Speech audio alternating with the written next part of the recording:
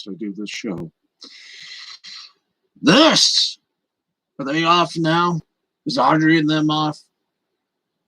They're off? Okay. This is the L2C Media Network on YouTube. And this is Sports Final, or as we like to affectionately call it on Friday nights, the sixth quarter. Loses something in translation, I know. Tonight's broadcast is sponsored in part by William Hill Sportsbook. Let's make it interesting. But make it interesting responsibly, will ya? And speaking of Channel 6, we're also sponsored by WLNS CBS 6. We're here for you for over 71 years, but we look like a 24-year-old. And if you want sports, they're the only ones with a sportscast at 11. Ha!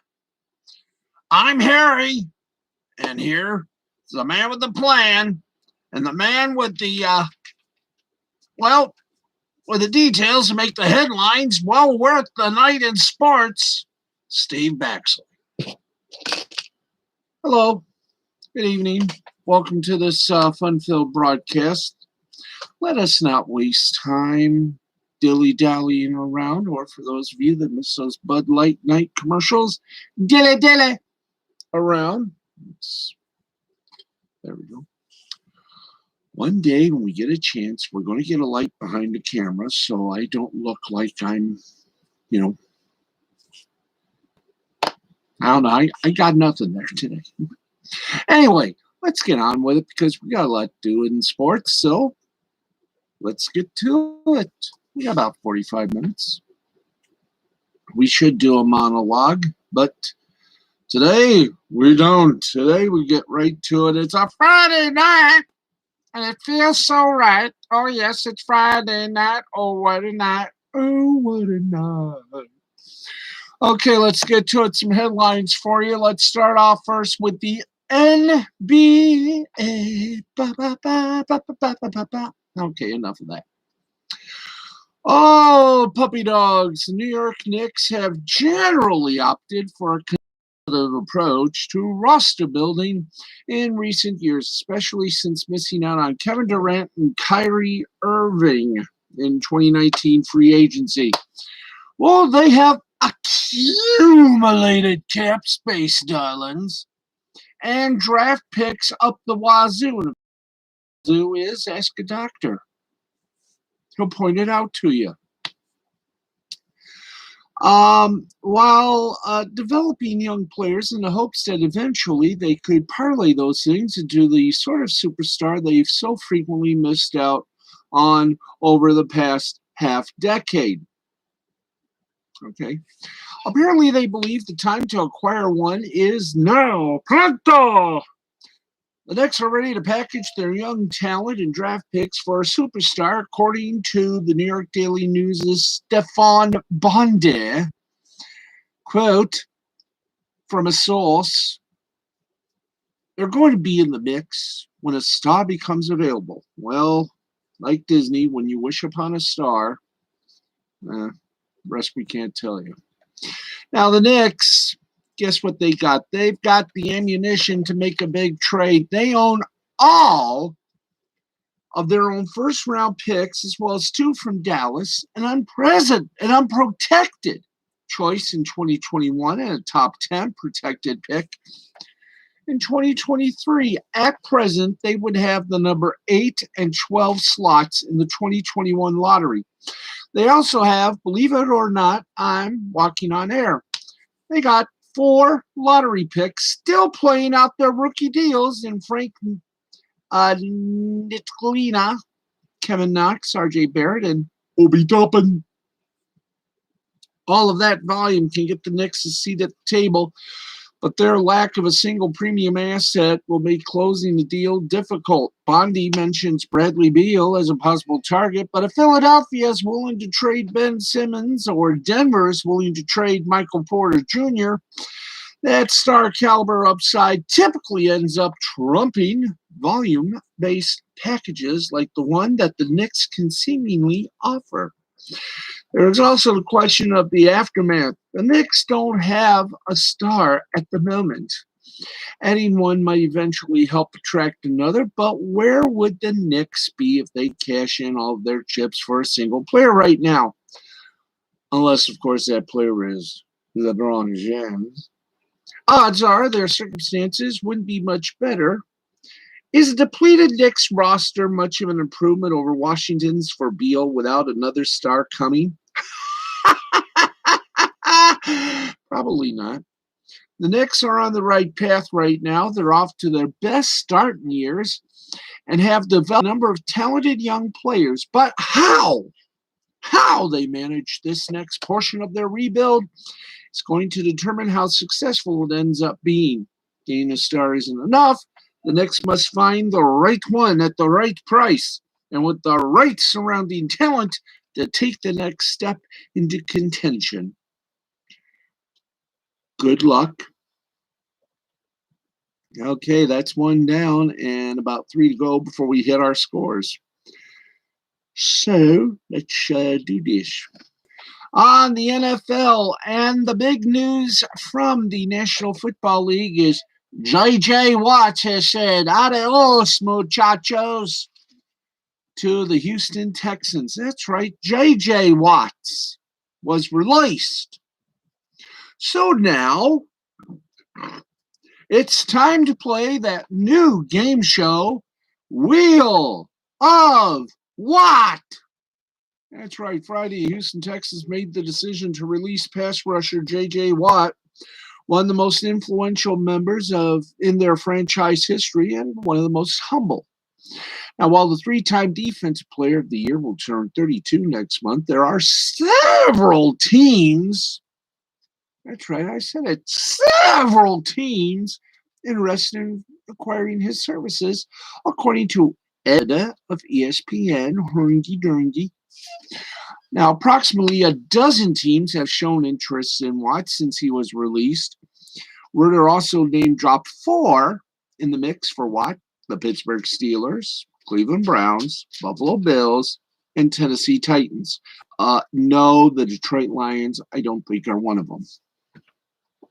Anyway, the Steelers are considered by many to be a favorite to land Watt, as his younger brother TJ and Derek play in Pittsburgh. Oh, if he goes to Pittsburgh, oh, what a good time! Now, additionally, the Steelers pass rusher Bud Dupree is a free agent and could be in line for a big payday. So the Steelers could potentially have an opening on the edge. What are you doing? Ending a famed career with family while... Turn around. He's got something. He's got...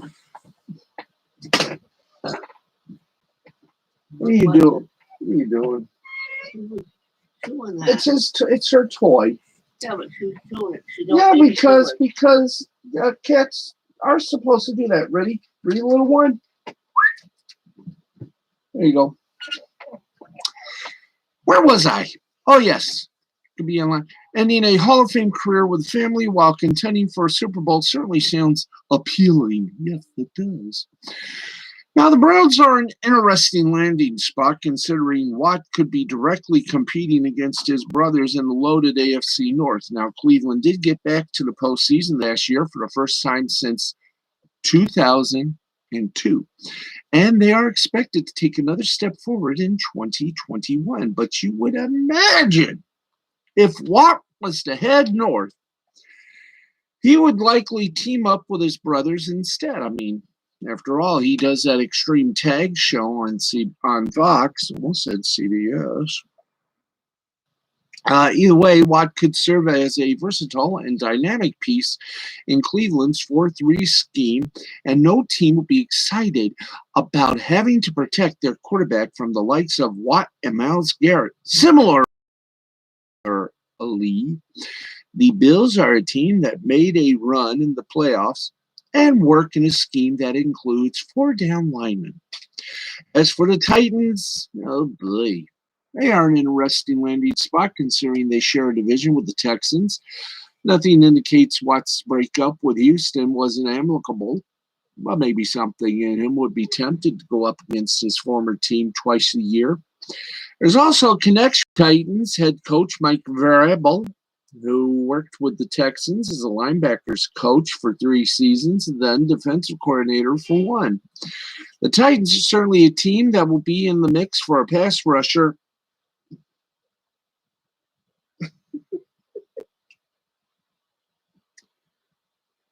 My cat's paw got stuck in her new toy. Anyway, where were we? Titans are certainly a team that will be in the mix for a pass rusher in the coming months. Last offseason, they broke the bank for Jadeveon Clowney, who played in just 8 games and didn't record a sack, and then took a chance on Vic Beasley, who was released after playing in just 5 games. The Titans were again one of the worst teams in the league. Obviously, this league hasn't heard about the Detroit Lions. At getting to the quarterback, as they recorded just 19 sacks on the season. It's no surprise several teams are interested in signing Watt, but the Titans are certainly an interesting name that Vida mentioned. Brian Diardo from CBS Sports identified 5 potential landing spots where Watt could thrive. And you can check it out at cbssports.com. Shall we continue? Yes, we shall. Why do we have to continue, you may ask? Because that is what we do here on this program, bring you sports. All right, yeah. Now, in baseball, we got some baseball news, and boy, oh boy, I hope I can do this with passionate righteousness. Reunited, and it feels so good. That's right, little peaches and herb for you.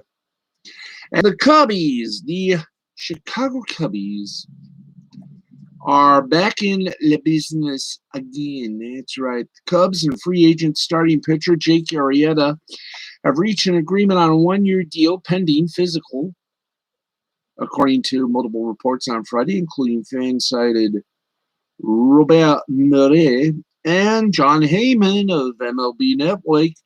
Arrieta will be rejoining the club after he last pitched for the Cubs in 2017, a year after winning a World Series with Chicago in 2016. Where the hell is that goat?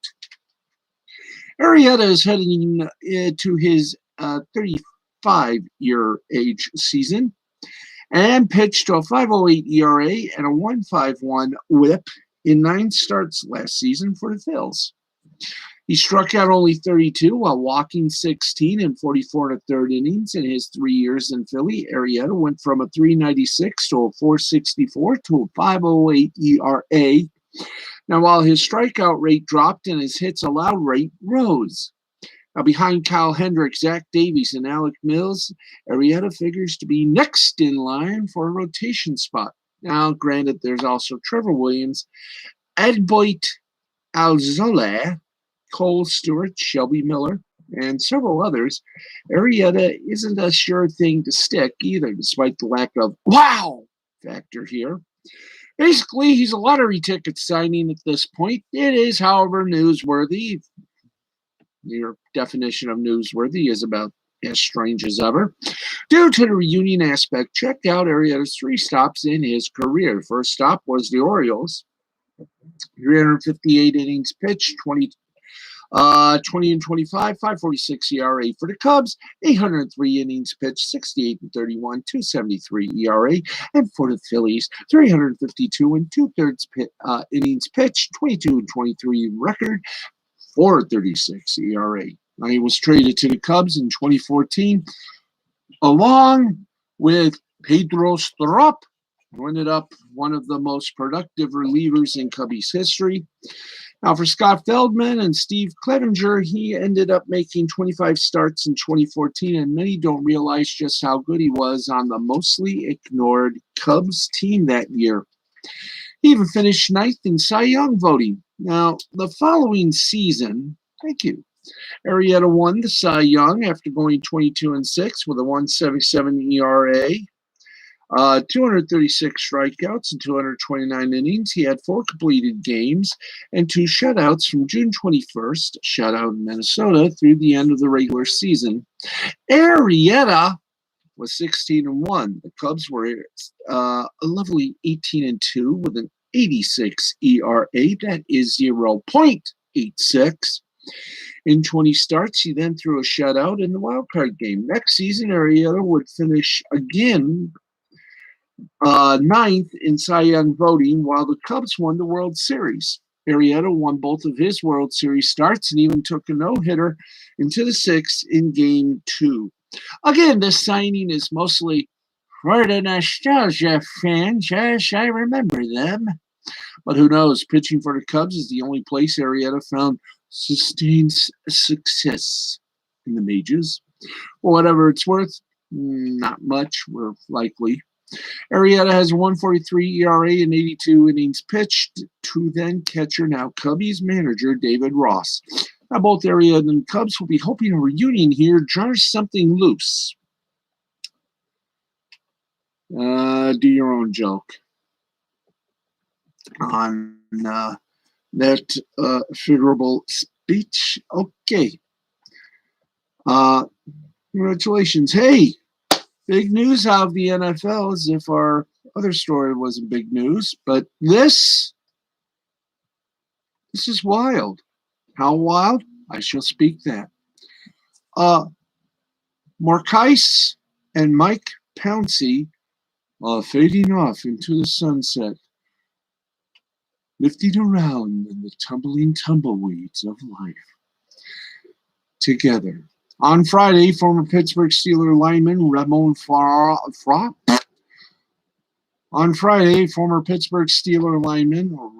Foster broke the news via the request of the brothers that the longtime NFL centers are retiring from the NFL.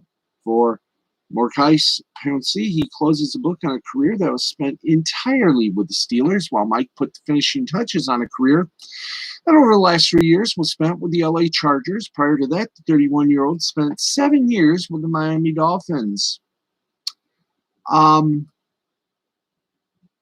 Marquise said in his announcement shared by Foster, quote, "As I write this farewell speech, I cry and I laugh that twin boys from Lakeland, Florida, that grew up in poverty made it this far in life, both living out NFL dreams."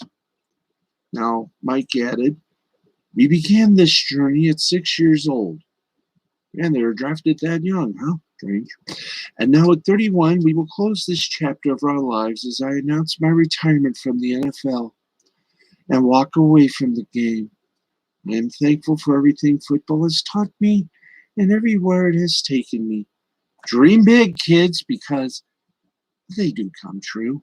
Not because you dream it and think it's going to happen, but because you work as hard as you can towards it and make it happen." End quote. Marquise entered the league in 2010 after playing his college ball alongside his brother at Florida. The Steelers selected him with the number 18 pick in the 10 NFL draft and became a staple along the offensive line during his tenure. Now, Pouncey was named to 9 Pro Bowls. He was a 3-time first-team All-Pro, was named to the NFL's All-Decade team for the 2010s. Mike Tomlin, the Steelers head coach, said, "I want to congratulate Marquise on his retirement.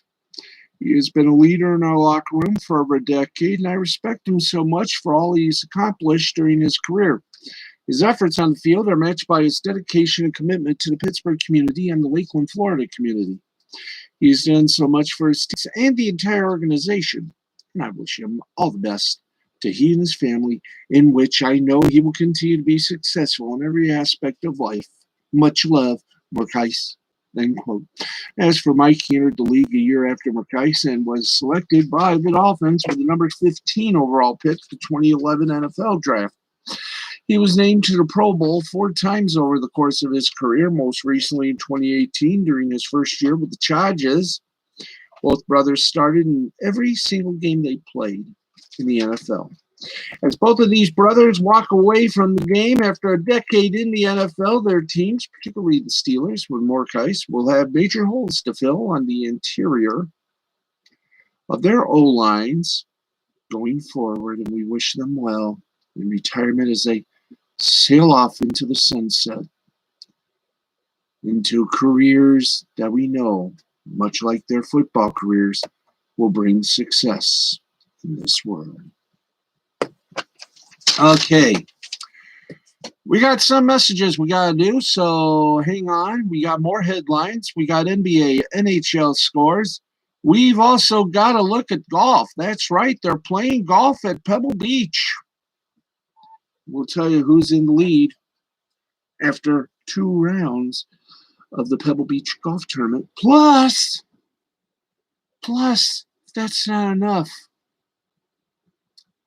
We have a few other things in sports to talk about, including, yes, friends, including maybe a couple of media bites. And who did win the Camping World Truck Race tonight? We'll give you all that. And yes, we'll preview the Daytona 500 by giving you the starting grid, as it were. But first, we have to do this because, well, we're sort of semi-contractually obligatable. That's right, we got to do this because, hey, it's our job. Let's tell you what's coming up next on Lost Pointing Interwebs with the humbled Minnesota attorney, Mr. Nick Rekieta.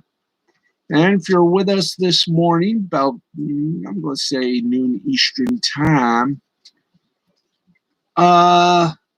the humble one and his guest, well, they decided to give us another night or another day or another flob of the thing that we like to call a waste of taxpayer money, otherwise known as the second impeachment of former President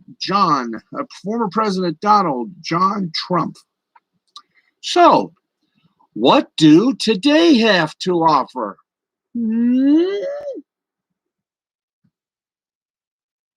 Well, I'll tell you what tonight has to offer. Here on YouTube, that's right, it's another crazy, messed up, weird, wild, extravagant, some would say deadly and dangerous. I think he's taking the night off because literally there is no stream tonight because I can't find a stream.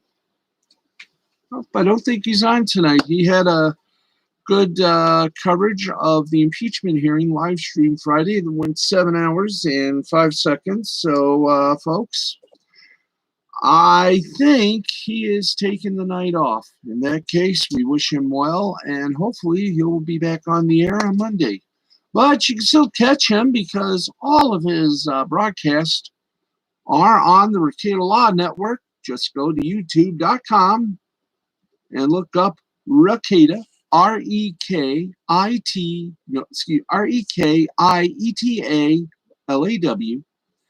and ye shall see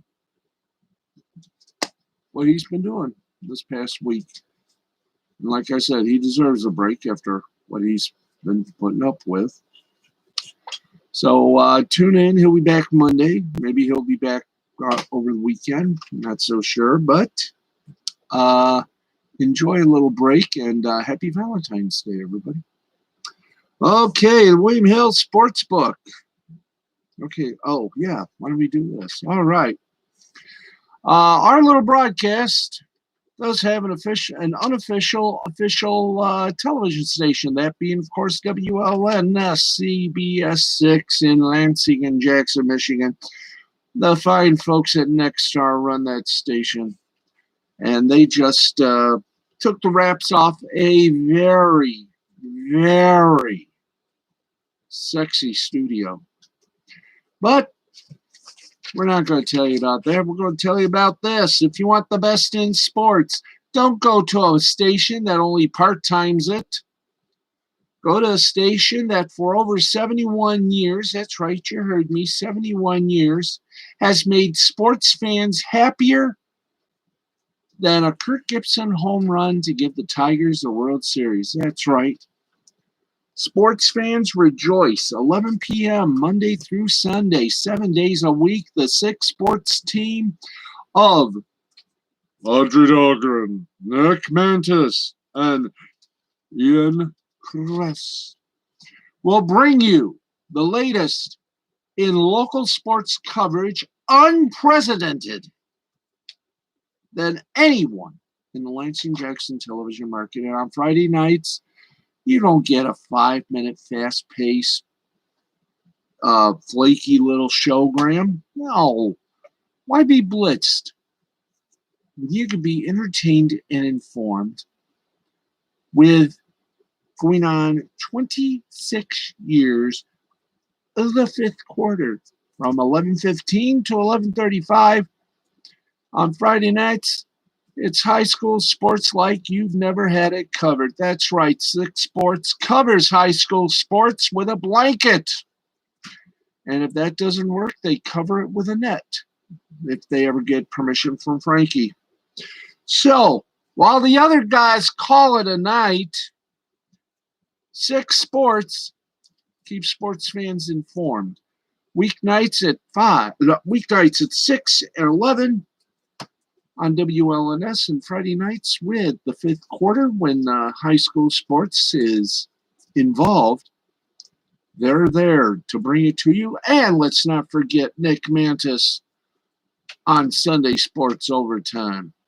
You get the best in sports, not from a part-time sports department. You get it from a full-time sports leader. WLNS, CBS 6, here for you for over 71 years. And growing. All right. We've done that part. Now, here's the easy part. We got some scores for you. That's right. Let's bump to the hoop. And by the way, let me just give you a little reminder for those of you Michigan State Spartan fans. Join the boys and girls of Fox tomorrow, 2:30 p.m. Eastern, as Michigan State visits Corn Country, Iowa. I said Corn Country, Iowa. Michigan State takes on Iowa, 2:30 in the afternoon, only on Fox 47 here in the Lansing-Jackson market. WJBK Fox 2 in Detroit. And your local Fox stations, no matter where you're hearing us from or seeing us.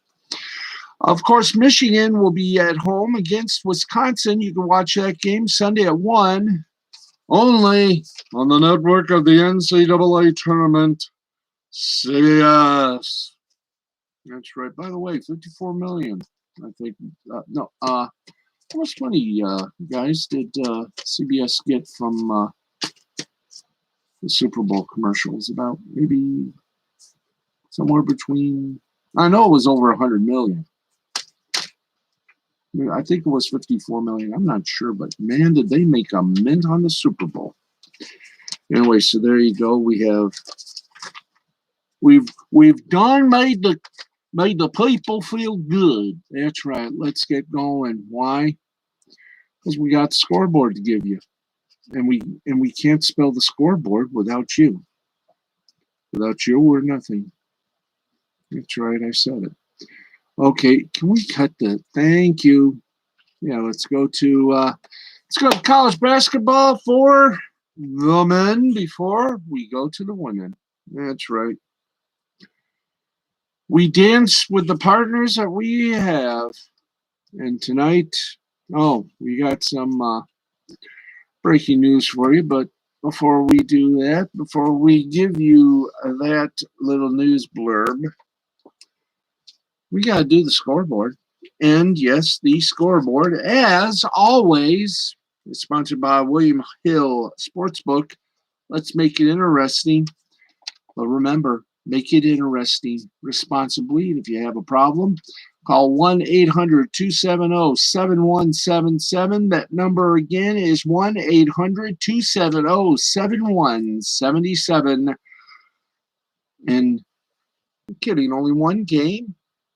Wow. That's bogus.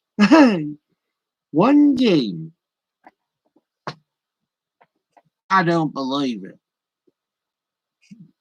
I said it. I do not believe that one game. Nope, I don't believe it. I don't believe that one game. You cannot tell me. Okay, let's okay. You wanna do that? Let's do this. Let's do this, Papa. Okay, let's give you the women first. Ladies first and always in our little scoreboardatorium.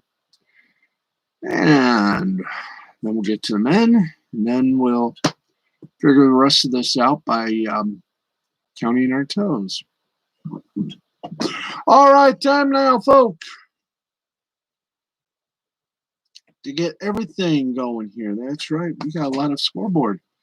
Let's go to it. 6:52 left to play in the game. It is number 10 ranked Arizona. Oops, hello. We got a lot of finals here. Let's go to. Do we all have finals? Yes, we do. Okay. Well, finals and some postponements. Okay. Let's do this with correct dignity. All right. See how quickly you get the board? Bam. Number 2 ranked UConn, a 64-48 winner over Georgetown. Number 8 ranked UCLA, a 68-56. Excuse me. Where's our? Because I'm like literally. Sorry. 69, not 68. You want to try that again? Sure, why not? Number 2 ranked UConn, a 64-40 winner over Georgetown. 8th ranked UCLA, a 69-58 winner over Utah. Number 10th ranked Arizona, a 60-51 winner over Washington State. 25th ranked Missouri State, a 69-52 winner over Illinois. Fordham, 51-36 winner over St. Joseph. Green Bay, an 80-56 winner over UIC, the Pavilion. Cleveland State, a 68-45 winner over Purdue Fort Wayne. Yeah, not bad. LaSalle, 55-46 winner over Davidson. Yep. High Point, a 103-73 winner over Radford. California Baptist, 82-61 winner over University of Texas, Rio Grande Valley.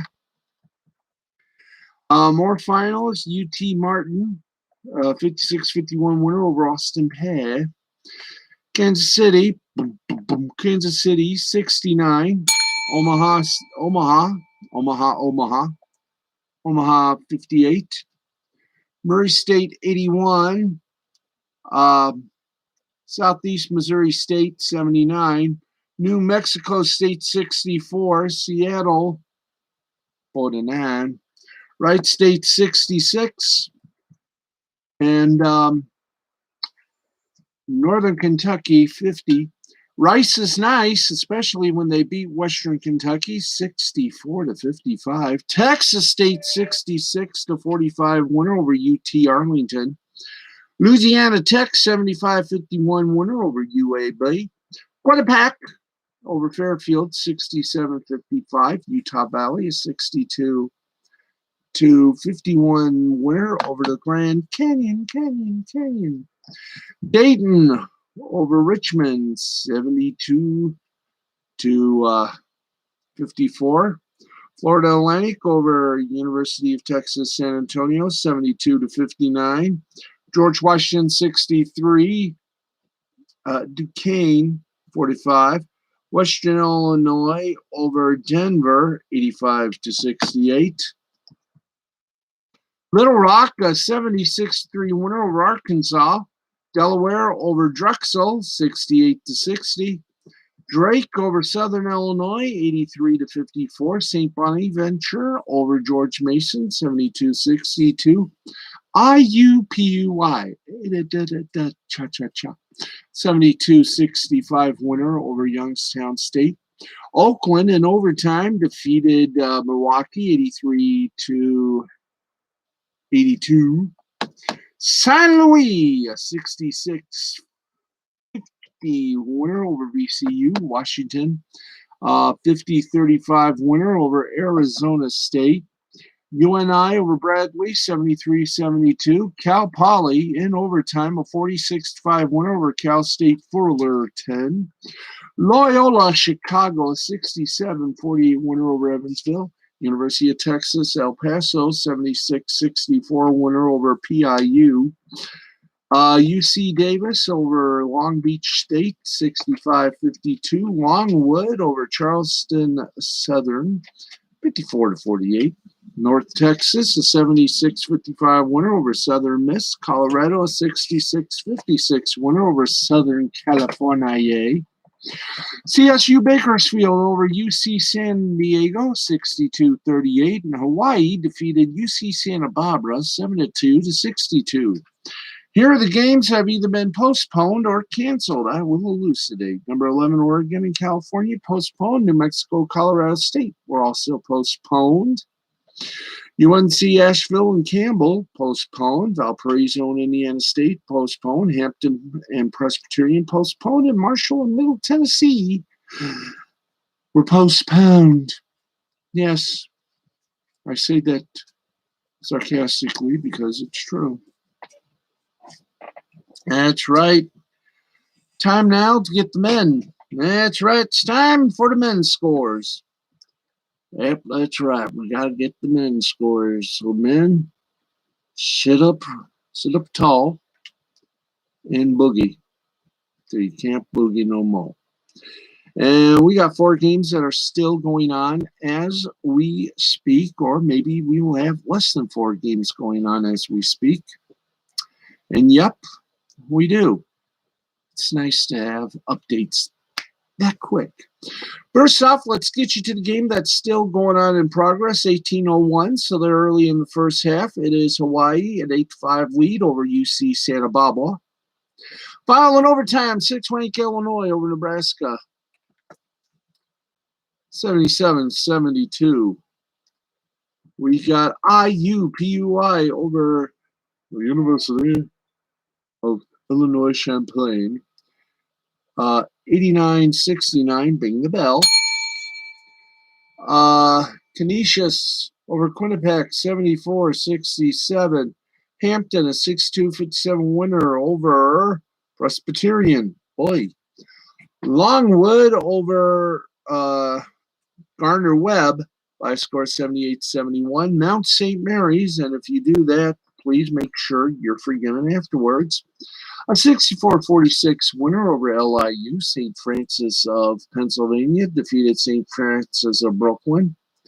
80-66. Green Bay over Northern Kentucky. 86-62 in overtime. Iona over Manhattan. 85-67. Youngstown State over Purdue Fort Wayne by a score of 84-70.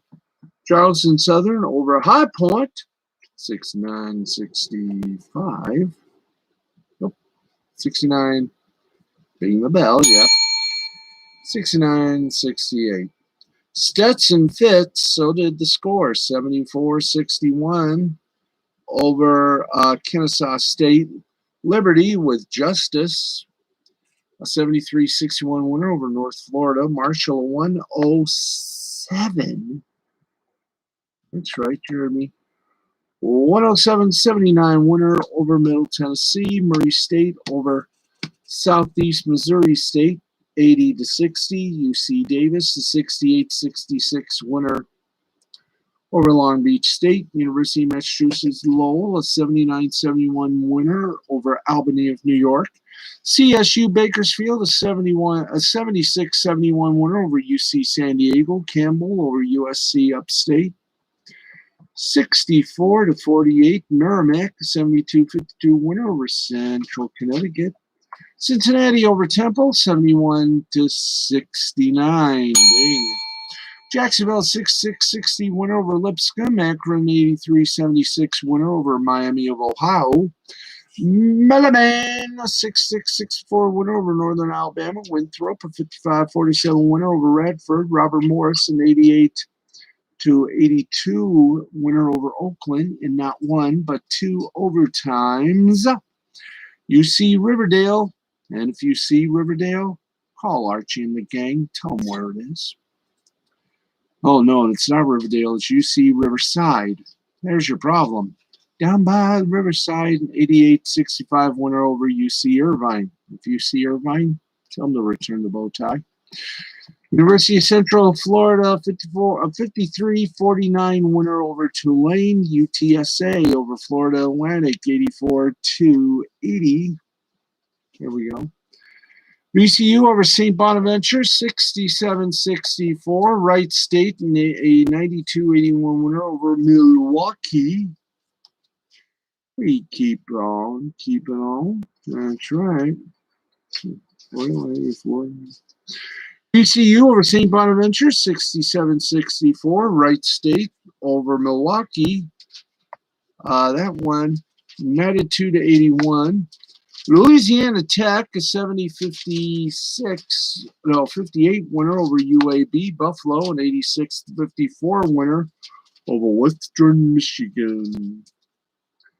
Clemson over Georgia Tech, 74-72. Kansas City over Omaha, 62-52. North Texas, a 65-48 winner over Southern Miss. Utah Valley over Dixie State, 87-72. We continue running this board. Illinois, 75-69 winner over Denver. Western Kentucky, a 77-71 winner over Rice. Arkansas State, a 73-62 winner over Little Rock. Detroit Mercy, an 89-83 winner over Cleveland State. Seattle University over New Mexico, 83-72. UTEP, a 75-59 winner over FIU. Portland State over Simpson of California, 99-66. Here are a list of the games that are postponed and or canceled. Here we go. St. Peter and Ionia, Bryan and Sacred Heart, UNC Asheville, USC Upstate. Canisius and Siena, Richmond and VCU, Buffalo Central Michigan, University of Texas, Rio Grande Valley, and California Baptist. There's a misnomer. Because I don't even think California has Baptist. Oh, well, they do. Well, it's safe. Wyoming and Utah State were also postponed. Again, these scores that we give you tonight with a bit of snark from my vantage point are brought to you by the William Hall Sportsbook. Let's make it interesting, but please remember, make it interesting responsibly. And by WLNS TV6, here for you for over 71 years.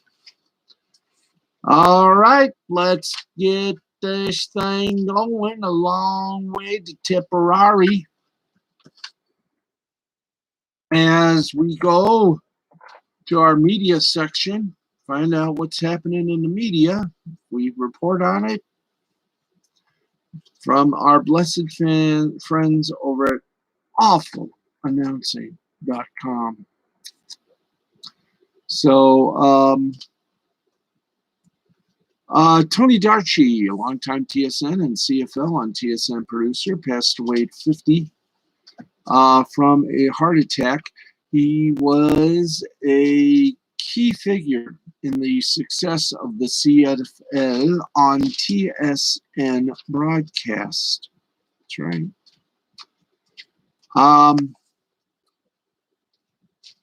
He worked for TSN as a producer and content strategist from 2000 to 2015, then went on to PR and consulting work. He passed away this week at 50 from a heart attack. Many of his former TSN colleagues and others in the Canadian sports world had great things to say about him on Friday. And if you want to read all the memories, it's at awfulannouncing.com. There's one thing I know. This gentleman had a lot of friends, and he will be most definitely missed. Let's see. By the way, if you love that halftime show, you're going to love this. Later this year, Showtime has announced a 90-minute documentary about the Super Bowl 55 halftime show.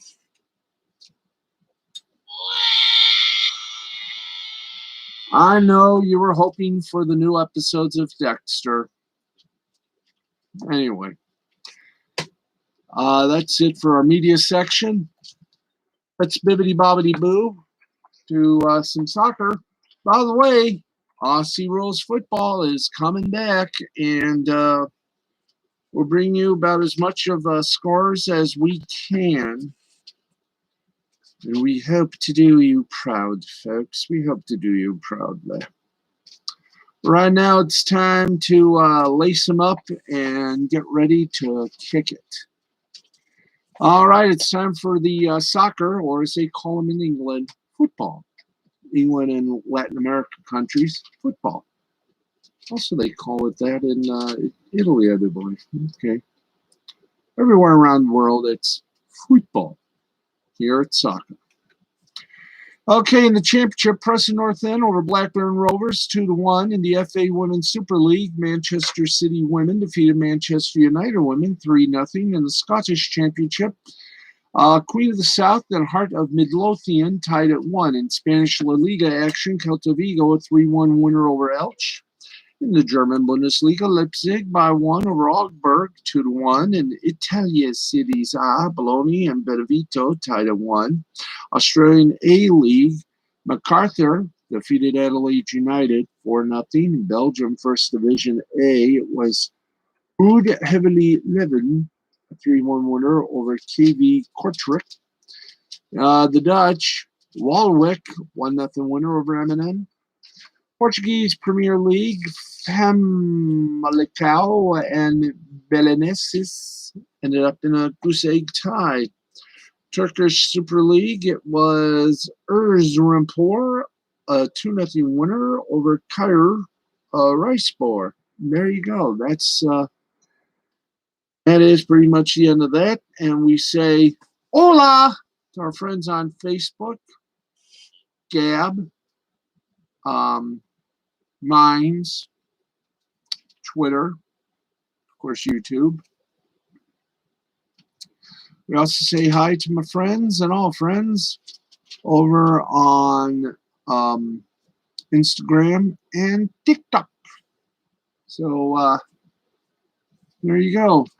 And now, oh yeah, we got to do this before we do the final segment here. Let's give you a little looky-loo as, hey, another race, another crash. This time in the trucks, we had two of the big ones. But still, Ben Rhodes edged out Mr. Anderson. Who was his name? That's right. Ben Rhodes edged out competition to take home his first big winner in the truck opener at Daytona. Do we have him on? No, we don't. Well, we should. So if we've got him, let's do the blessed thing we normally do, and that's give the rundown at least. Oh, boy. It's 12:23. We'll give you the rundown, some scoreboard, and we'll wrap things up for a wowie zowie of a Monday, of a Friday. Hope you have a nice Valentine's Day weekend. I don't know what I'm going to do. Well, maybe I do.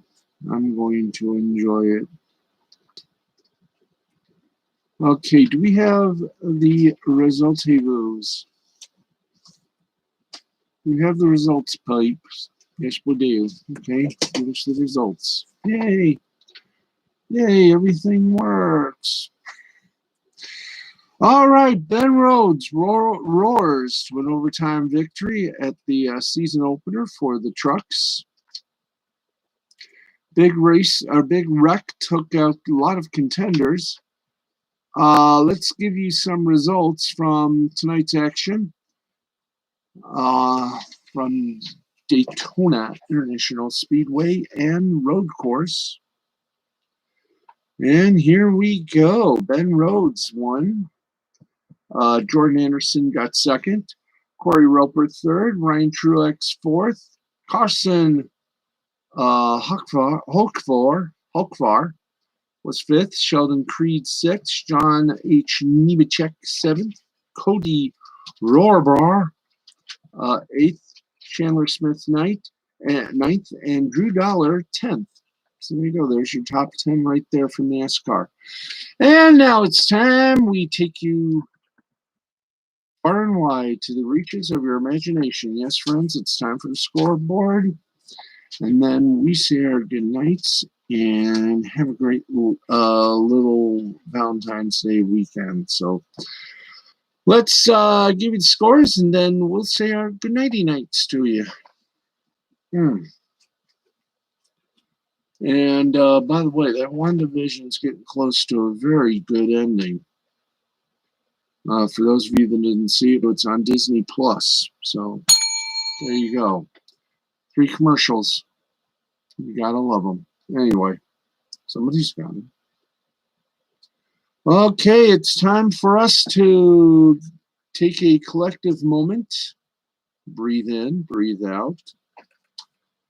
And then we'll bring in the scoreboard and we'll wrap things up in a nice tiny bow and set it aside. Okay, time to do it proper, time to do it right. Okay, we did the soccer coverage, so I don't need to do the soccer coverage. Let's go for a little hockey from Finland, and we'll go down up. Vasan Sport defeated the Pelicans 2-1. Turku over Kuku 4-2. Luko over Salpa 4-1. After regulation and, of course, overtime, they went to penalties, and Taprod defeated Kalpa 2-1. Karpat over Ilves 4-3. Hämeenlinna over Jukrit 4-1. And Asat over Helsinki 4-3. Yes, indeed. That was something to see, and yes, it was something to think about. And for us, this something to think about is this. We're done. We are at the 52-minute mark, and we have done our best. And hello, Miss Mandy. And let me just say a little hi there. Do this. Fine woman. Hello. Yes. Oh, glad you're here. Hello, Peter, and hello, everybody. Yep, we're getting there. Anyway, want to thank you for attending and being a part of this little broadcast. We're on tomorrow night at 11:35. Unless a big event tells us otherwise, we have to stall and delay.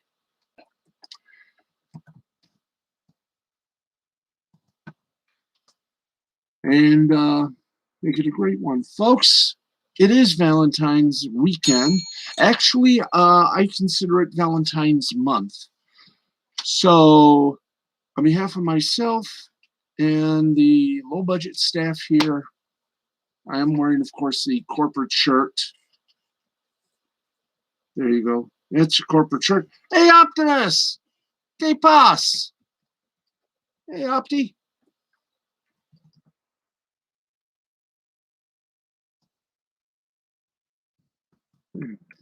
Who won the Super Bowl? Who is playing? Well, we'll tell you who won the Super Bowl. It was, and what's up there? What's up there, Pete? Who won the Super Bowl? Hey, I feel good. Super Bowl was won by, believe it or not, the Tampa Bay Buccaneers. That's right. The Buccaneers won the Super Bowl by a lovely and enchanting score of, let's get this here thing working. Yeah. Tom Brady won the war. Ho, ho, ho. Lovely, Optimus. Lovely. But to give it to you in the terms of term, that was Tampa Bay Buccaneers. They beat the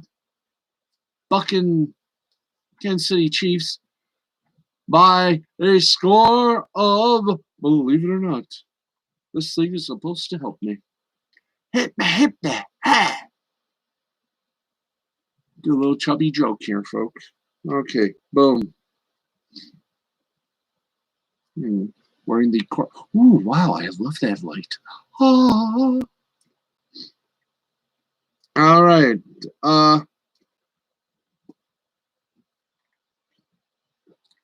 Gotta love these things. Like they do such a wonderful thing. They put me in a bad light.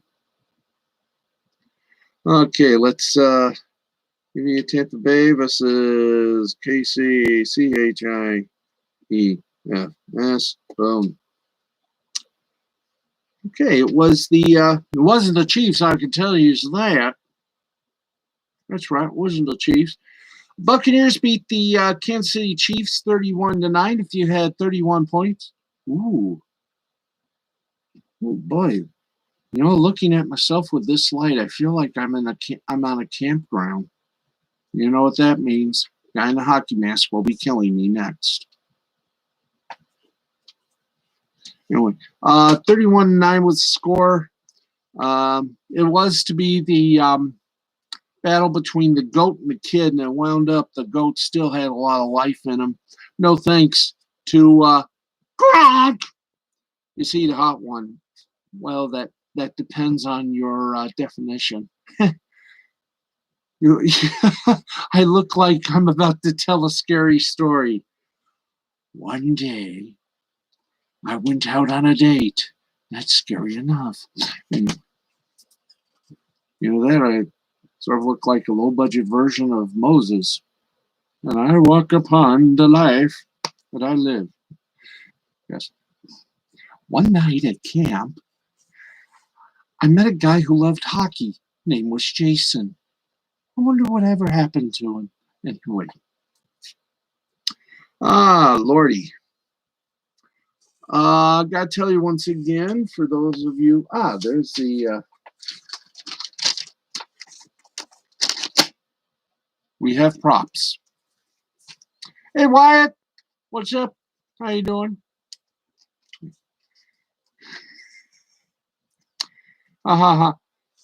Sounds terrifying. You know, she's going to order the most expensive thing on the menu. Yes. Send me the bill. By the way, for those of you here in the Michigan area, I give you the little tidbit of broadcasting. Michigan versus Wisconsin, Sunday at 1 on CBS. I do the jokes. Thank you, Mom. No, don't worry, Mom. Joking.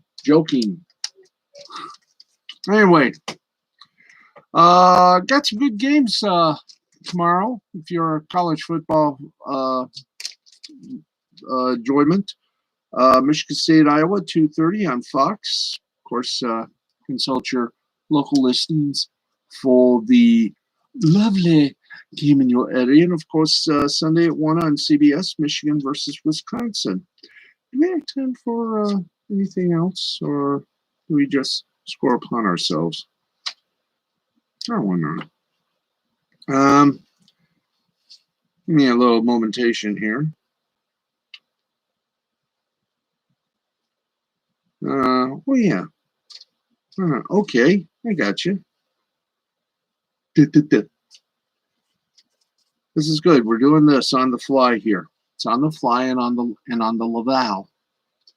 Okay, let's boom this little puppaluppa. Boom. By the way, whoa, greetings. Now, when that light just hit me, I feel like I'm doing a horror show. Stay tuned now for Plan 9 from Outer Space. That's coming up next. Dude's got more Super Bowl. Mandy, Tom Brady can bend it any way he can. Just look at his wife. A supermodel. He's got more rings than Saturn. Let's put it that way. Tom Brady is more than a GOAT. He is the God of all man. because he married a supermodel. There you go. He married a supermodel. Has 2 kids. Has, I think, 3 kids. Anyway, who knows? We the menus here. Let's choose. Oh, good. Oops, hit the wrong button. Dang, I hit the wrong button. Nope. Let me hit the right button. Oh, right button. I don't want the AHL. It's the Game Center. Let's give you the scores. Why do we give you the scores? Because we can. I will hypnotize you. Okay, enough of the lights here. Okay, got some games here for you. The American Hockey League. Rochester over Cleveland, 7-3.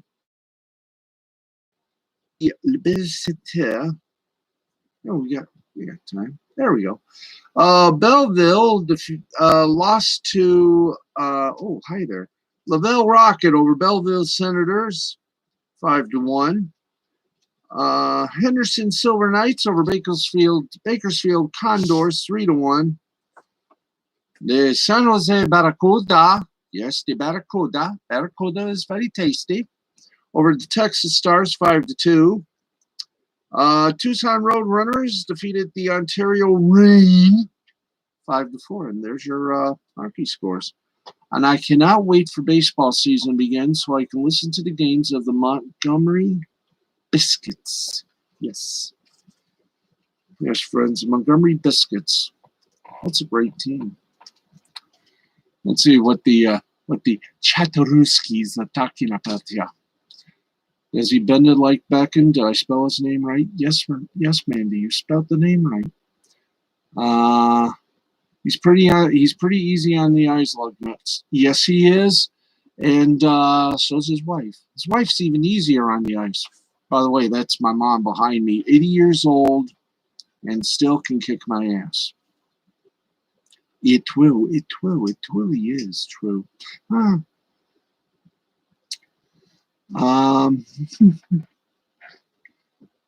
Almost, he's pretty, yeah, almost as hot as the elbow guy. Well, that's true. By the way, sometime either this coming week or next, NBC will be doing the Dwayne "The Rock" Johnson little broadcast. Wow. Yeah, The Rock story coming up on NBC. I think it's next week. That's right. They all say hi to you, Mom. Tell them hi. Tell them I'm one dead now. She says hi, and she's hitting the sheets. There we go. Well, I like The Rock too. The guy makes me look puny, of which I am grateful. Is it late? Not really. It's about 12:38 a.m. Eastern time zone. For those of you in the Central time zone, you're about an hour better than us. Not really late. Thank you. Yes. Somewhere there's a cat in here that may be following me. Anyway. What's just going on? Sometime my cat will come here and sit upon my shoulders. Anyway, I gotta get my hair cut. Not good. By the way, please take note of a few things. First of all, Pirate Queen, please, everyone, within the sound of my voice, back it, get it, and you'll love it. And of course, Walt the Wizard #2 and Walt the Wizard Remastered. You got a chance. I want to see one prediction I have, and I'm still sticking with it. Mandy Summers is going to go over two. I'm still saying it. She's going to go over $200 with Wart the Wizard #2. It's going to beat Wart the Wizard 1 by 200. Make book on that. Yes, make book on that. And sew up the book and just, throw it away in the bananas. But I do want to make sure I show everybody my secret bag. And good stuff here, of course, for those of you those of you on the other side of darkness. There it is. Super good. And this is how I wake up in the mornings. Just thought you might like to know that. There you go. That's how I wake up in the morning. Anyway, just a few of my things, and this is where I used to go with my friends up in Lansing to a thing called Shudokan. Unfortunately, the folks over there over in Lansing. You want to come here? Come here. Come here. I want people to meet you. Come on. I am not going to give the camera to you. Come here. Come on.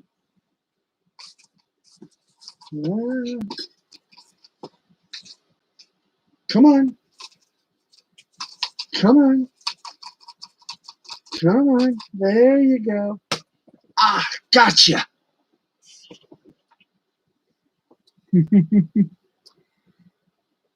Who, me? I haven't left. I will never left. I will never leave. Well, gotta get sleep somehow. Anyway, I just want to introduce you to the mouse assassin, Uno. Hello, Uno.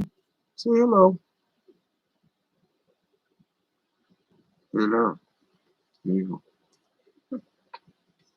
How you doing? Yep, get up there. Boom. All right, there you go. She's going to be eating her little food ski. Just enjoying. Yep, that's my subsequent co-host. She sometimes shows up when I do this wonderful show. Yep, she is a girl. I make sure. I just just hold her right, then go. Yep, she's a girl. Yep, she's great at waking me up at about 5, 6 o'clock in the morning. Anywho's. Oh, boy. What else have I got in here? Of course, Rocket Gal. There it is. There's another one of the fine books, Rocket Gal. That, no, my co-host. Well, it's a little NWO shirt. My co-host on our Spreaker broadcast got this. It's our corporate emblem. The Last Call Cafe. I do a show Sunday nights at 11 on Spreaker.com. Do a little podcast with Jay the Brain Man and Matt the Wizard Nichols, our gaming reporter, and we go a little weird. Yeah, it's good. I mean, podcasts are pretty darn good. We go live to tape Sunday nights at 11, and it's pretty good. We do it from about 3 locations. I'm in Jackson. My friend Matt is in the center of Jackson, and Jay is on Sergeant's Road. Does Matt have a beard? No. Well, yeah, a little bit. A little bit of a beard. He looks like he would look like a wizard on a low budget. With a name like that, with that name, he needs a wizard beard. He does have a little wizard beard, not as long and foreboding as mine, but still, it is a beard. And we just have a little fun for about 30 minutes, and then me and Jay do a anime and wrestling show called the Wrestle Anime Hut. And he talks to Toonami, does a Toonami thing, and I do my wrestling and entertainment stuff, and we tape that at 11:30 and drop it sometime Monday. But we have just, a little teeny tiny little bit. Do I have that picture somewhere around here? Ah, nope, that's not the picture I want to show. I gotta show a picture here if I have one. Won this about 3 years ago. It's TNT Turning Point from 2005, and here you see the Ultimate Destruction Crew, Bully Ray, let's see, Bully Ray and Devon. There you go. I'm a wrestling fanatic. My neighbor is a pro wrestler. Goes by the name of Frank Stein. Also goes by the name of FIA. And he's pretty good. He's a pretty good person. I wish I had the one picture I wanted to show. Maybe next time. Maybe tomorrow. Maybe tomorrow. Maybe someday. I have to find it. Show it to you. It was taken of me with Abyss. Yeah. I love wrestling. I love sports. I love entertainment. That's why I do this thing. And it's a nice thing to do, too. Yeah. This is our lovely little trailer here in Jackson.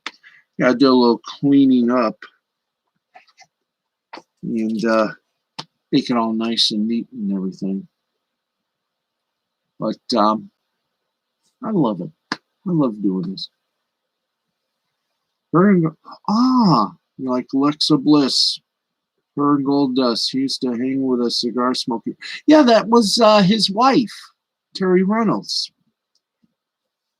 Yeah, they met while,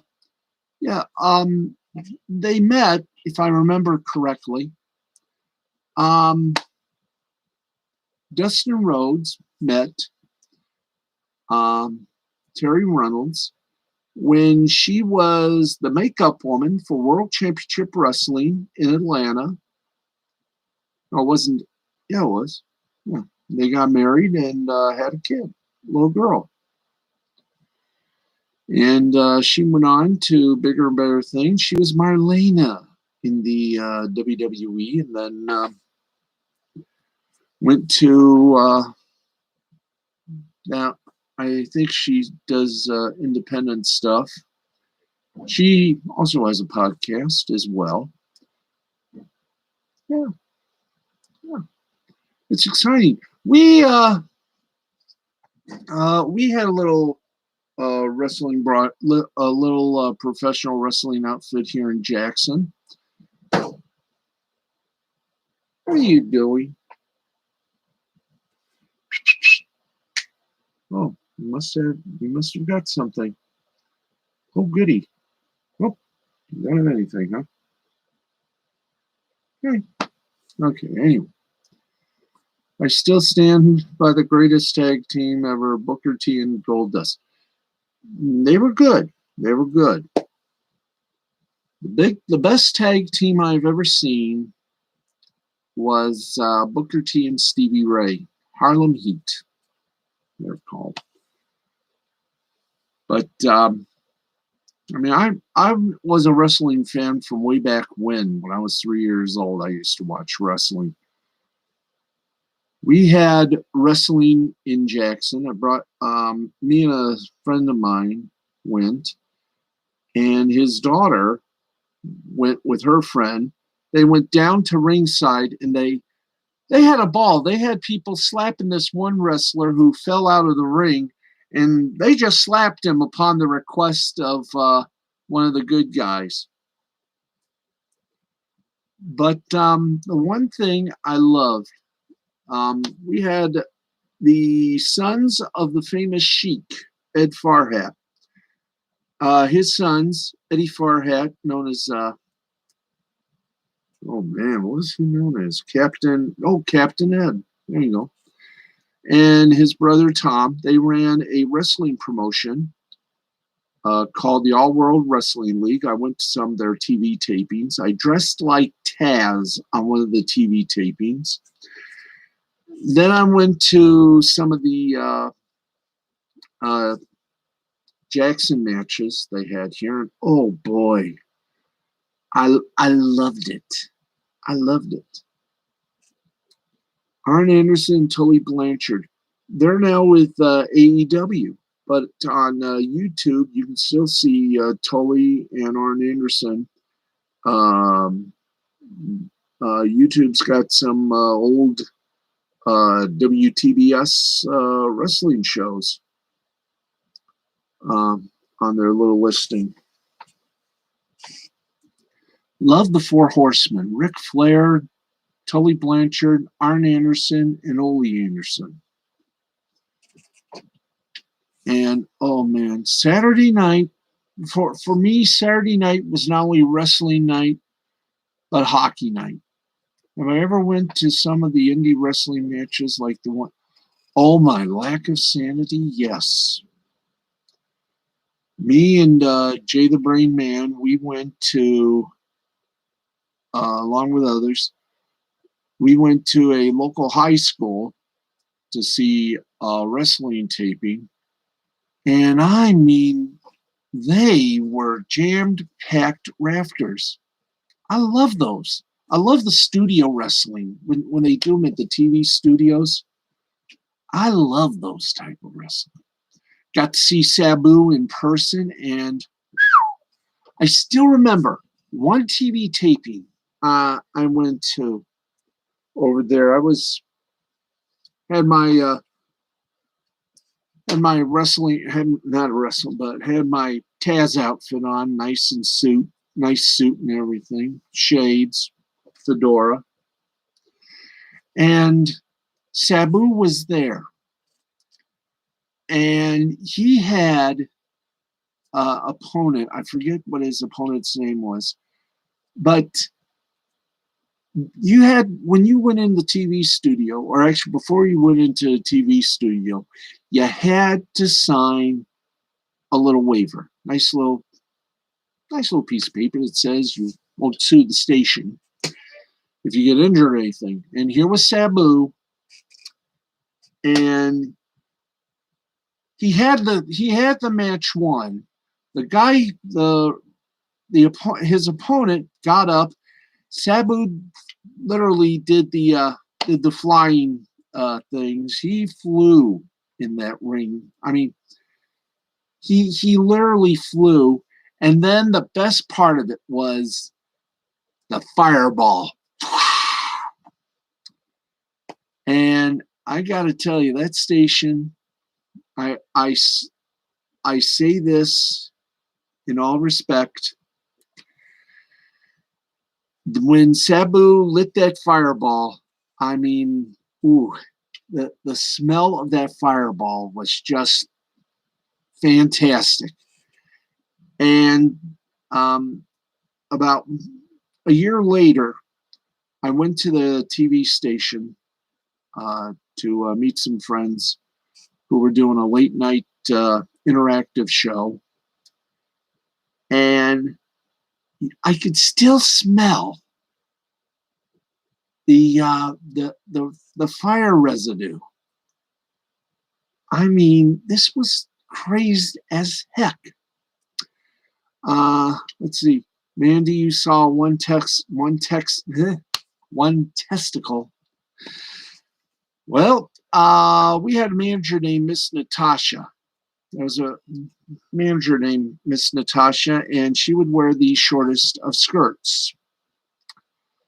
Well, one time, one of the wrestlers got a little too well, let's just say, got a little too pushy and pushed Miss Natasha off the ring. And well, let's just put it this way. Some of us got a show of our own, and it was a little extra. Yep. She accidentally flashed. I'll just put it that way. She accidentally flashed, and well, didn't exactly. I'm gonna. Yeah, but here's the funny part. She flashed. Unfortunately, not only did she flash a little thong, but something was dangling out of that thong, and one of my friends tapped me on the shoulder and said, "Steve, that's a tampon." That's right. That was a tampon. She flashed underwear and a pond. I just, I just went. I know. I saw that and I'm like, okay. And after the tapings, all the fans got autographs with the wrestlers, and some of the wrestlers that uh, Eddie Farhad had with the AEW, not AEW, AWWL, like the Motor City Machine Guns, uh, just name a few, Motor City Machine Guns, um, Monty Brown, and no messages. can you stop trying to call a number there, you little rascal? She's climbing on telephones. But we met some of the folks who are now with other organizations like the Motor City Machine Guns. They're with Impact Wrestling. There was another wrestler that went with Impact. Jimmy Jacobs, thank you. Brain cells are working. Jimmy Jacobs, and it was fun. It was fun to see these wrestlers out of the ring as they were in the ring. And to this day, a lot of us wishing we had wrestling back. But as I say, one day when the pandemic ends, we'll all be back again. Yeah. We had wrestling a couple of years ago over at one of the conventions at the Commerce Convention Center. Greg the Hammer Valentine was one of the wrestlers. And my God, they were good. I mean, they had us. I mean, it was outside and they were rocking. Then me and my friend went to the last wrestling show done at the Joe Louis Arena. That was fun. If you ever go to an arena wrestling show, go to it. It kicks. It does. It kicks butt. It kicks butt solidly. What else is there? I mean, I've been to wrestling at Joe Louis Arena. Went to the first WWE event at the Little Caesars Arena, and loved every minute of it. Oh, I love to see your signs. I make them like Jethro Bodine. Oh man, Sabu is one of the best. I will tell you in person. He is awesome. Not only in the ring but out of the ring. He is cool. He is. RVD. There is the most luckiest man in the free world. He is married. RVD has, what I guess you could say is the most awesome life that any guy would want to have. And here's why. Not only does he put the body on the line, but are you ready for this? If you remember, RVD and his wife was a wrestler. This was, I think, about 3 years ago. He was a part of Impact Wrestling. And I did not know this until one of my friends told me that he and his wife, who was a female wrestler, I don't know if she still is or not, but she is in the independent circuit. Let's just put it this way. I'm just going to say he leads an interesting life. I'll just leave it at that because RVD has, I don't think I'm telling tale, but he lives with his wife and another woman. Swear to God. I think he mentioned it on his podcast one time. Last time I went, we had signs that read, "Boo this man," and one for primetime players, one for Damian Sandow, and probably either The Miz or Dolph. Oh, some of my signs for the local wrestling promotion. I did one for that said Rasta Mania because one of the wrestlers was known as Rasta Man. And they liked my signs. One of them, Sabrina Kyle, liked one so much she kept it. That was pretty neat. When a wrestler keeps one of your signs, doesn't rip it up, but keeps the sign, that is good. And we got lucky. During one of the race weeks here at Michigan International Speedway, they had a wrestling event at a campground. It was a sellout. Me and my friend Jay the Brain Man, his mom, and me and my mom were there, front row, as we usually are. And in comes Eddie Farhat, the promoter, the owner, looks at Jay and says, "How would you like to do something for us?" So he got up, gave Jay a referee's outfit. He refereed a battle royale for a local wrestling promotion. And then about a year or so later, I got to be a ring announcer. I mean, man, oh Manischewitz. I mean, that was balling, man. That was balling. We were good. But nothing will compare to meeting my favorite wrestling manager in the world, James E. Cornette. And this was during a big pay-per-view event. It would be the first one over at the new Joe Louis Arena.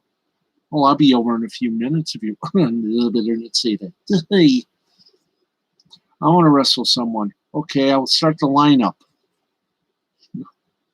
I think you would be good at it, Mandy. I think you would be.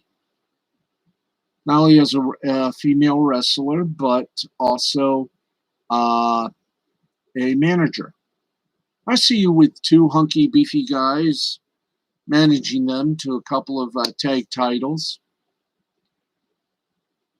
Go for the groin. Anyway, whoa, hey. Just, pop them in the groin. Yeah, I met James E. Cornette and Bruce Pritchard, me and my friend did, over in Detroit. That was awesome. That was freaking awesome, man. It was one of Bruce Pritchard's Something to Wrestle With tour. And the one thing I will always love about that was James E. Cornette was unpredictable. I don't have a championship belt. I wish I did. My friends got 2 of them. But met James E. Cornette, and him and Bruce Pritchard did a little show for a sellout crowd. Won't say what he did, but let's put it this way. When Bruce Pritchard showed a picture of Vince McMahon, oh boy, was the response fun? Yes. I got his autograph and I got a picture with him. And if I can find, I think I got it on my Facebook page. I'll have to look. But I will look in my little files. But I tell you, James E. Cornette told some stories that would make you blush and make you just indeed wonder. But he laid out some good stuff, I'll tell you. He laid out some good stuff. James E. did. But I miss having wrestling here. I mean, if you go to a live wrestling taping or a live wrestling event, it is cathartic as hell. Did I watch Glow? You damn right I did. Gorgeous Ladies of Wrestling. I loved it. I loved watching Glow. Mount Fuji, Ninoshka, Pali Alazar, Rashad Yarovic, The Terrorist, The Farmer's Daughter. I think some of the old matches they still got on YouTube. Go to YouTube. Well, Gorgeous Ladies of Wrestling. Do a little search. You'll find some. I'm still trying to find the anniversary show. I loved Glow. I had the hots for a Russian. Well. And yes, I will admit to one thing. In the late 80s, I did go to a mud wrestling event at the Optimus Sports Arena. Yep, I did see the Netflix series. I loved it. Then they canceled it. Boo! I liked both. I was glad they brought it back, at least for maybe 2 or 3 seasons, but it was good. It was good.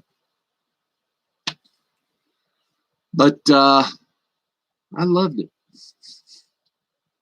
And yes, I did go to a mud wrestling event. They had a TV crew there and the sports guy at the time. Let's just say one of the matches, they got a little mud on the sports guy and the camera guy.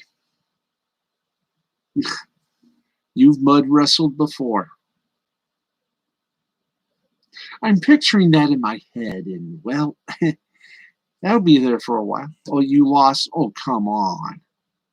You could not have lost. I'm sorry. No, you could not have lost. There's a ton of Glow on Prime right now, but due to Netflix license, it's called Original Ladies of Wrestling. Ugh. Ugh. Ugh. I hate that. They should just leave it as Gorgeous Ladies of Wrestling. Mandy's Mud Palace, yes. Mud wrestling and beauty treatment all in one.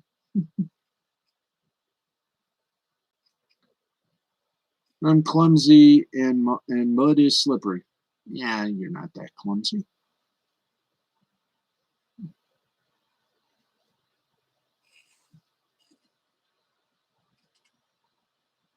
You would. I'm going to say this. You would be a good wrestling manager. Tough as nails. Mandy has a violent streak. Yeah, you don't want to get her mad. That's, you never want to get a Southern woman mad. That is one thing I learned in my life. Never get Southern women mad. I don't know if you ever see me in person, I trip over my own.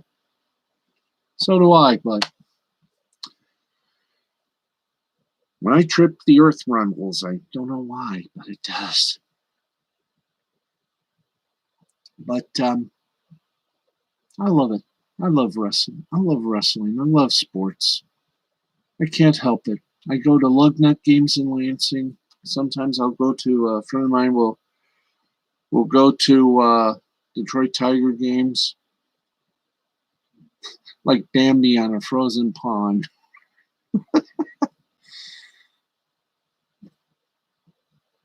Picture a deer called Mandy.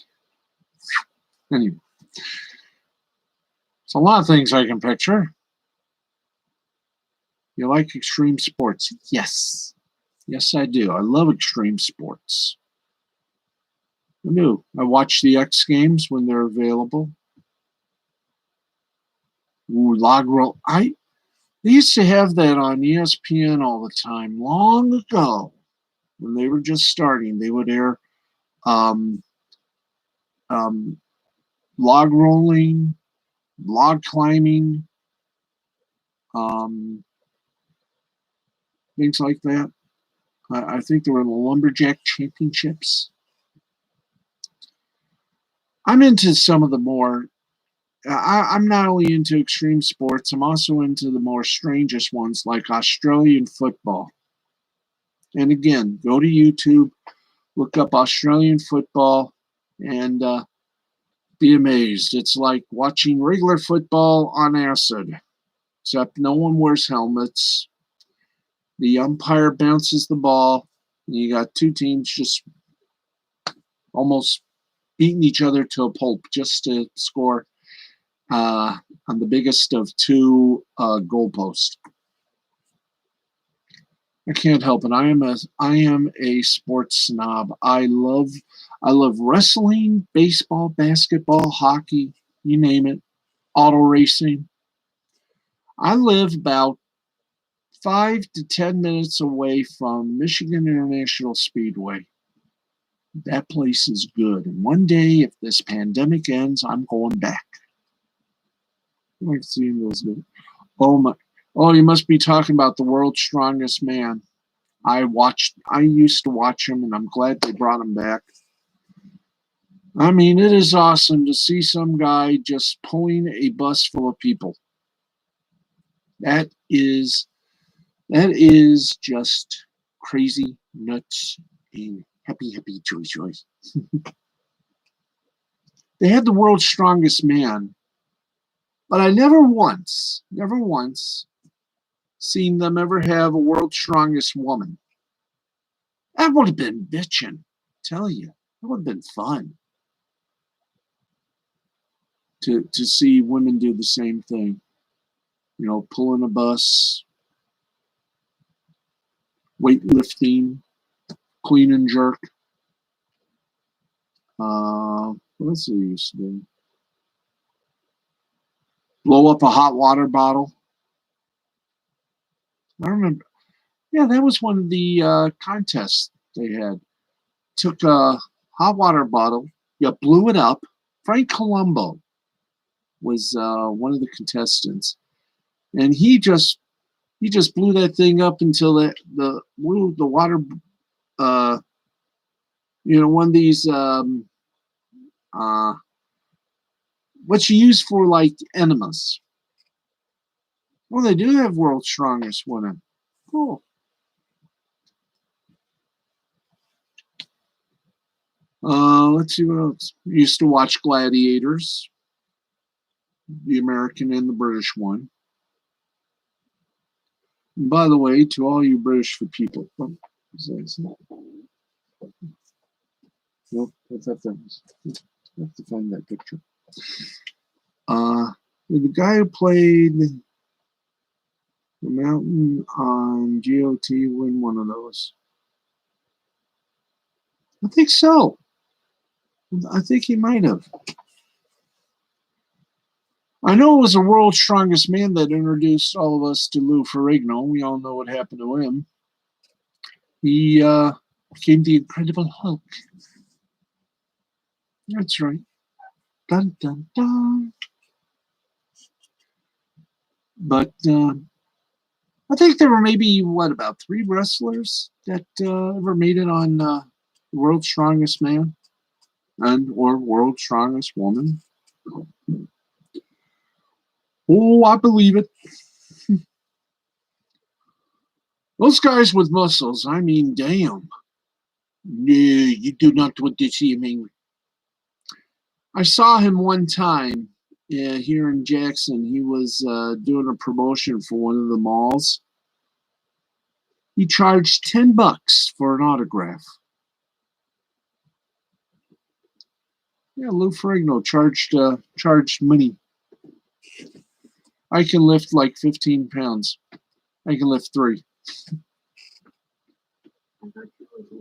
I will be soon.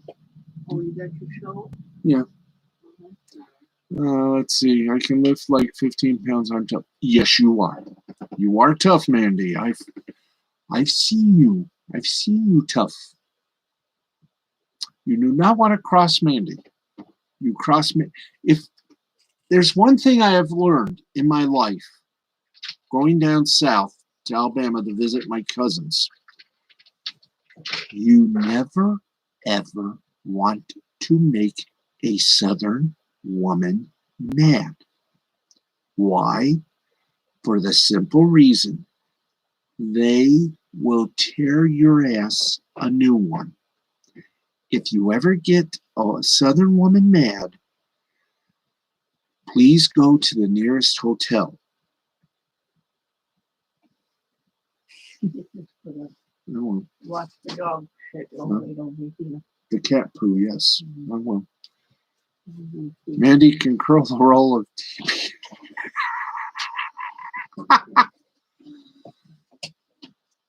I think that's going to be in the next Olympics. But guys, if you ever date a Southern woman, please take note of one thing. They can and will kick and scream and holler, and they do get mad. But not like every other woman in the free world. You get a Southern woman mad, you might as well just make out your will.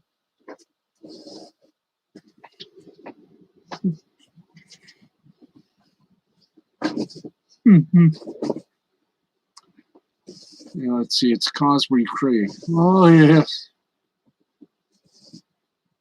They not only wrestle, they bite, they claw. And if you're really not careful, if you really absolutely get them mad, they will turn you into a representative of the Vienna Boy Squire. You will hit the high notes.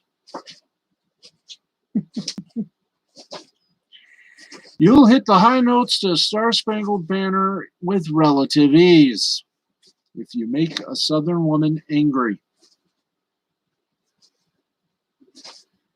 They will not alert you.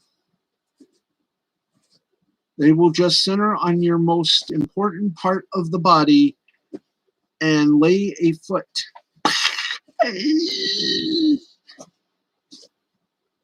They will do that to you. Be kind to Southern women. And if they dare ask you the question of questions, does this outfit make me look fat? Don't answer that question.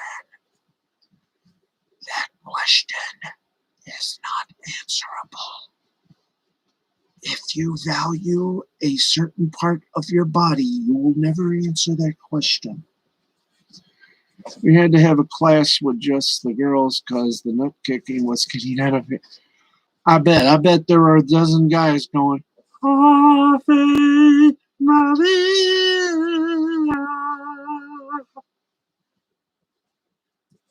They'll be talking like this, then if they ever insult, Mom. Hi there, how you doing? It's nice to see you. I would like to say I wasn't involved. I'm glad to hear it. Yes, ladies and gentlemen, men, gird your loins, if not protect them. I had a brother, so I knew better. Well, good night, Mom. From all of us here at the Wacky Little Insanity that I love to call a show. I call it Fred. I have one. He isn't dead. Hmm? What? Aw, he was just giving you a love nibble. If it doesn't break the skin, then it's a love nibble. He lives and annoys me daily. I'm an only child. When I was born, I ruined my mother. I was about 11 or 12 pounds. They grow 'em big in Texas. Oh, 11 pounds. Thank you. Ears like a hawk. He lives and annoys me daily. Aw. That's what brothers are supposed to do. They live to annoy sisters. Mm-hmm. I was born, doctor took one look at me and looked at my mom and said, "Are you sure?" I mean, yes, I was a big baby. There are no rumors. They do grow big in Texas. In fact, I was the only male in the nursery filled with little girl babies. And the only thing missing on me was a sailor's hat, no, a captain's hat, smoking jacket, and the nickname of Hef. Yes. Yes. I was a big chubby little chubby teddy bear. Mm-hmm. I have no clue why it just seems a cute nickname. Well, that's because you love cornbread. I made cornbread bread one time. This is how good a cook I am. I make cornbread bread. Which was a good idea at the time. It was pretty good. Mm.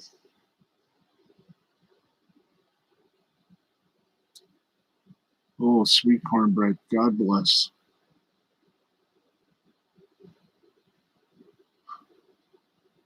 You remind me of that old commercial with the scarecrow. Cornbread. Yes, I love that cornbread,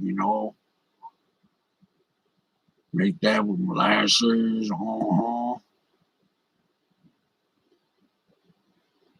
You get that cornbread ready. Cornbread, or as the folks down south would say, that's the love bread. You make cornbread, the person loves it, you got them. You got them. I mean, I would go to my grandma's house in Montgomery, Alabama, stay there all summer.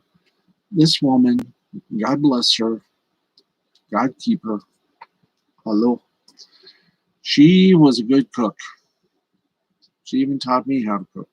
So did my mom. So to them, I cooked. And Dinner and Movie used to have a song about beans and cornbread as their theme song. I think they still do. Dinner and a Movie. I'll have to look that up on YouTube.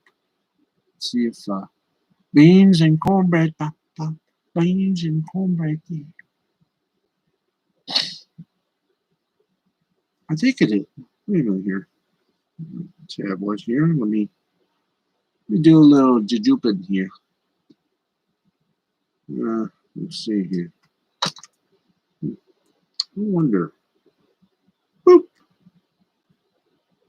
Let's see here. Dinner and a Movie theme.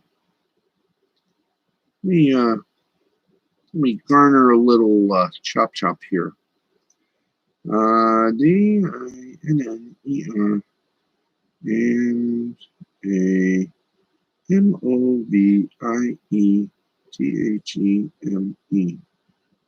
Wonder.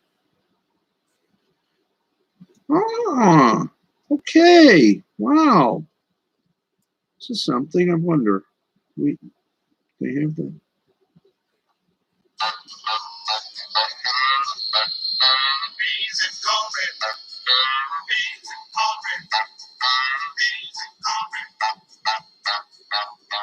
So glad you tuned into Dinner and a Movie tonight because we're watching the creepy Hand Rocks the Cradle.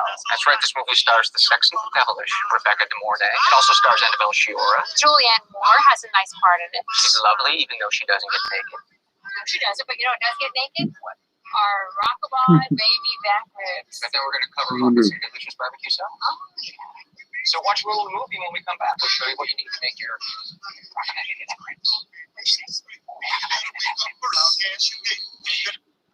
Ah, Bull's Ear. That was done by Louis Jordan. Let's see. Do we have a chance?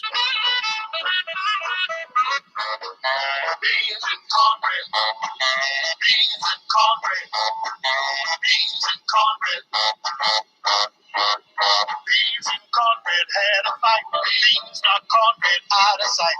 Cornbread said, that's all right. And now USA Up All Night. That was one of my shows. Okay. Thank you, Louis Jordan. Annabelle Gurwitch. Yeah. Yeah, USA Up All Night was hosted by Caroline Schlitt, and one of the writers was Tim Conway Jr. Then Rhonda Shear took over, and Saturday night, see, I gotta do it right. Saturday night was Gilbert Gottfried, USA Up All Night. Let me see here. Oh, I'm still on. Hey, this is wicked. I used to stay up till about 4 o'clock watching USA Up All Night. It was one of the finest things on TV. Late night movies. I grew up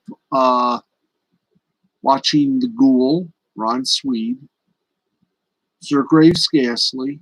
We had a couple of local horror shows here in the mid-Michigan area.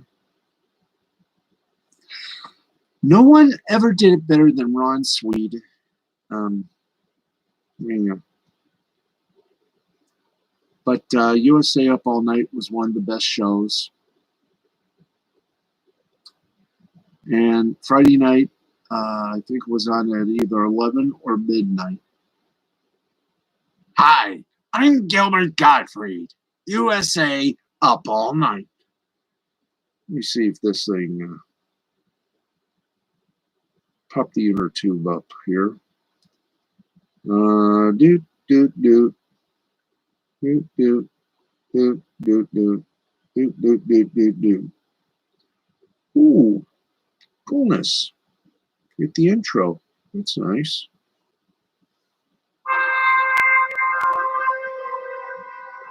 Oops. Oh. Oops, and I went duped, didn't I? Yes, I did. There we go. Oh, there we are.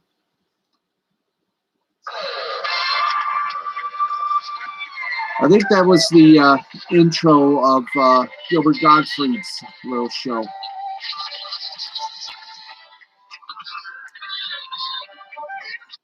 And do we have a little Gilbert Gottfried? Okay, let's let him hear a little Gilbert. Oops. Don't want to visit the advertiser. Just give me a little Gilbert. Let's go visit the rhino. Whoa, whoa. Hi, I'm Gilbert Gottfried. I'm with my pals, the Star Riders. We're watching 2 films tonight. Porky's 2 the next day, and That Guy Goes Nutsoid. What can I was born to be wild.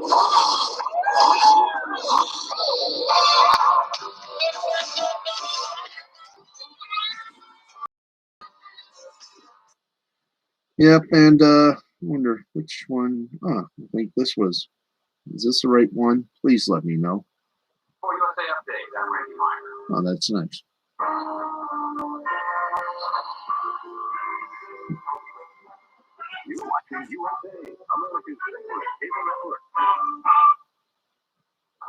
Ah, come on, Retniks. Let's see. Give me a little Rhonda Shear.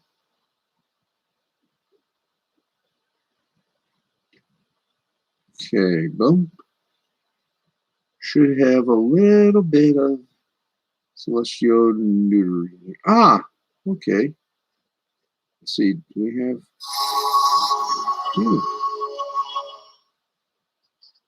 Hi, it's Rhonda with two great movies and the best of 1993. Next on USA.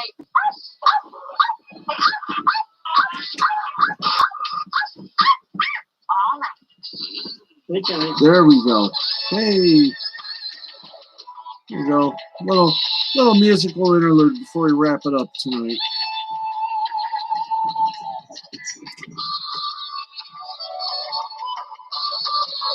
Attention on the YouTube.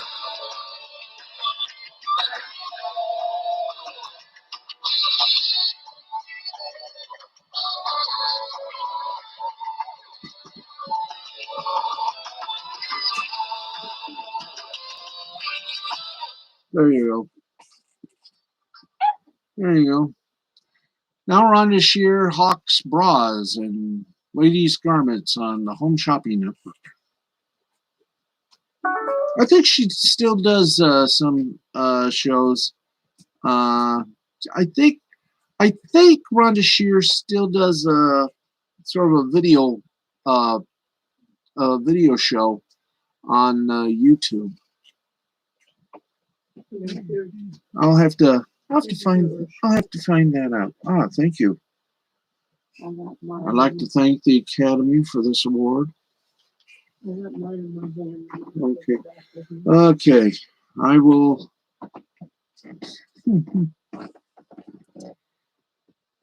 Hello, Mary Lou. Prom night 2. I love horror. I love horror films. I watched the original Halloween. Okay, I watched the Halloween, and I will state this for a fact: the remakes, they're okay. The remakes are okay, but you don't want to mess around with the original. The original has to stay perfect. I mean, the last Halloween movie, I think it was, I don't know which number, where they had The Shape, Jamie Lee Curtis, wants to. I like the old ones. New ones, special effects are too real, and I get sick watching them. I agree. Give me the old ones. In fact, if you folks out there have a if any of your channels have MeTV, Saturday night, 8 Eastern, 7 Central, Svengoolie. If you love old horror movies, it's on MeTV Saturday night, Svengoolie, based out of Chicago. And oh man, they got some classic Universal ones. And yes, they even got some clunkers, including the blessed one of all blessed, rotten, low budget ones. Yes, I'm talking the Ed Wood ones. Plan 9 from Outer Space. If you ever get a chance to see, if there is ever a schlock horror film that begs, that pleads to be given the Mystery Science Theater 3000 treatment, it is Plan 9 from Outer Space. Yes, Svengoolie is awesome. I watched the original one when I lived in Chicago. Screaming Yellow Theater it was called. Ed Wood is the creative gonzo of all of us. I liked Ed Wood's mind. I mean, he would create such movies. Glenn or Glenda, of course, Plan 9 from Outer Space with Griswold. Killer Clowns from Outer Space. Of course, one movie that I sort of have this affinity of Santa Claus versus the Martians. Well, like I said, I used to watch Svengoolie, the original one with the late great Jerry G. Bishop. And again, look on YouTube for some Svengoolie, classic Svengoolie.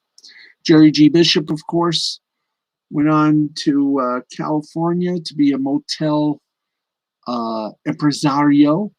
And in his later years, he would be the announcer for Judge Judy. Sadly left us many moons ago. But Killer Clowns from Outer Space, Santa Claus versus the Martians with a very young Pia Zadora. And Svengoolie still doing all those crazy jokes. Oh, God, Judge Judy is a hard ass. You better believe it. My cousin was an attorney, and I swear to you, she would make Judge Judy look like a nun. In fact, I think my cousin Jan would have loved to have her own show, sort of like Judge Judy. She was good. Hey, Lug, are you wearing an NWO shirt? Somewhat. This is from a friend of mine. We do a podcast called The Last Call Cafe. It's awesome. You should see the back. I mean, he knows how to pub. He knows how to publicize. There it is. I got a couple of shirts. I got a Ric Flair shirt, and I got a couple of WWE shirts. I haven't got an AEW one yet, but soon. Yeah. I mean, it's fun, it's exciting, and it actually fits. Well, I've been on for 2 hours. Wow. Well, I hate to do this, but some of us have got to get some sleep. So I want to thank everybody for joining us for this extra bit of fun and excitement. I've enjoyed it. I hope you've enjoyed it too. Now it's time to say goodbye to all our company, MICKEYMOUSC. Anyway, thanks everybody for being a part of this. Do this again real soon. Of course, I got to do a show tomorrow night. Tell your friends, tell your neighbors, tell your chickens. Good night. Thank you everybody for watching. And until we meet again, blessings, good night, good health. And be good to each other. Okay? Thank you. Good night, everybody. Enjoy. Good night. Bye-bye. Be good to one another. Or to another's. Okay, let's see. Somewhere around here, there is the ending. There we go. It should. Yes. There we go. Bye-bye.